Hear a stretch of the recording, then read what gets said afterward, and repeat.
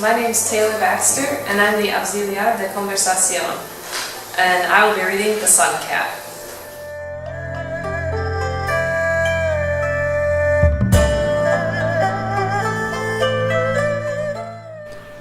A long time ago, in a faraway country, there was a small, humble village that was full of good and happy people. There was a very clever old man who lived there, called Von Quan. All the villagers respected him and asked him for advice. He taught the little children to add up and take away, and he said that he knew the names of all things. A young peasant called Thuxin lived in this village too. He was happy, strong, and a great friend to all his neighbors. He wasn't just a great friend to people, but also to animals. He lived in a small house by the side of the wood so that he could hear the birds sing and feed the little animals that sometimes came to visit him.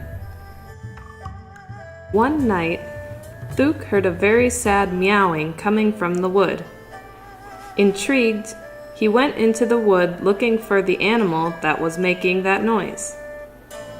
In a clear patch in the wood, he found a very small cat, lost and alone, that was meowing for help. Thuk picked up the small animal in his strong arms and took it home.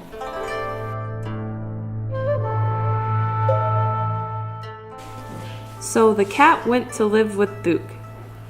Soon they became great friends. They played together and shared everything, even their food.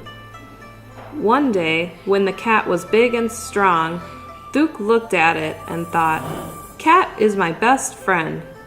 He's strong, clever, and the best companion I've ever had. I don't think Cat is the right name for him. He needs a more important name." Thuk decided to visit the old man because if anybody could help him give his cat a good name, that was Von Quan. Thuk arrived with the cat on his shoulder, as always. Von Quan was glad to see him and stroked Cat affectionately. "So, my good friend Thuk and Cat," said Von Quan, "what brings you to my humble home?" "I've decided to change Cat's name for a more important one," said Thuk. "Cat is my best friend, and I think that his name is too humble. He needs one that sounds better." "What have you decided to call him?" asked Von Quan, smoking his pipe.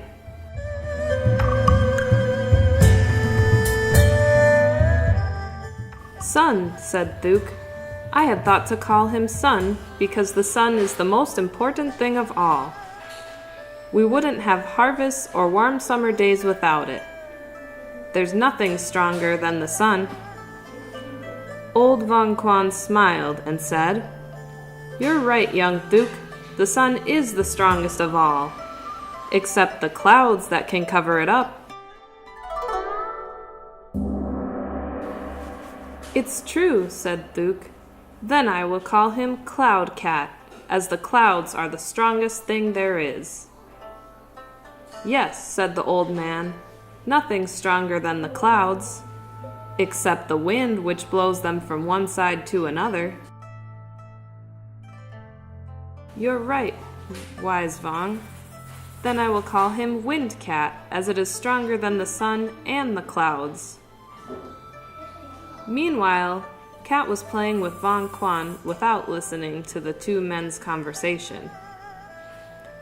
"Nothing stronger than the wind, that's true, except the strong walls that stop it blowing into houses."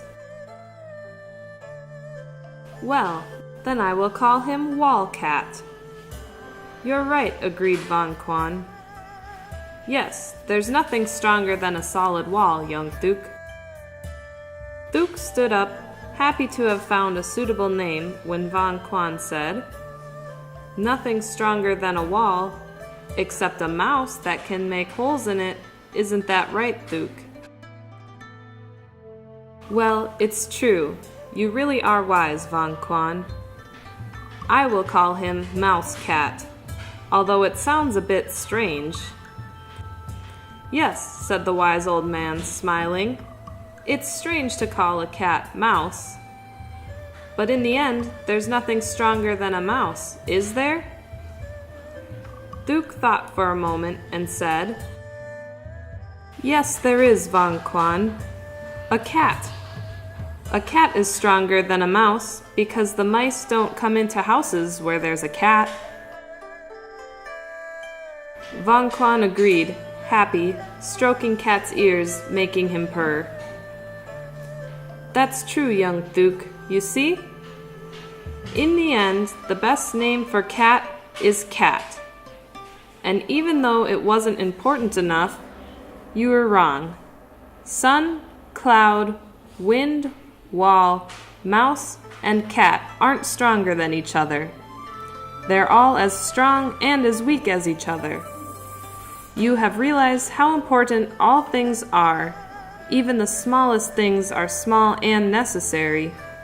Nothing in this world is stronger than anything, and nobody is more important than anyone else."